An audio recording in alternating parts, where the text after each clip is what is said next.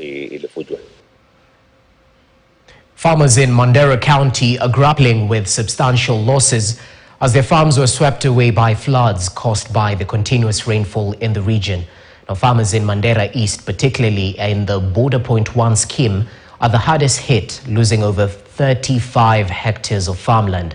Crops such as kale, tomatoes, maize and watermelons, carefully cultivated by the farmers, have been destroyed by the floods.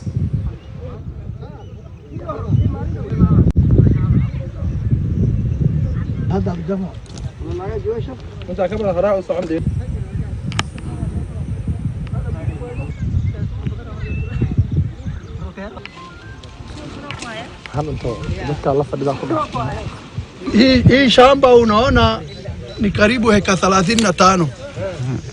Iko watermelon, iko kitunguu, iko mahindi, iko spinach, iko bilibili, iko maharawe, iko vitu mingi. Na karibu hii shamba inakaribia karibu 1 milioni hasara.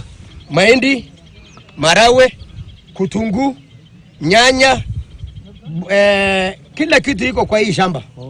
Na hakuna kitu nabaki, hata kama nabaki weka mashini bande hiyo. Nafikiri hiyo line mbili nabaki kwa bande hiyo. Hakuna kitu kingine hapa nabaki. Mainji ngushaenda kila siku inji naenda. They are really in a dire situation as we speak. All their farms, food is all gone, and they are appealing to our officers. And I would urge the national government to come in handy and support the farmers of Mandera.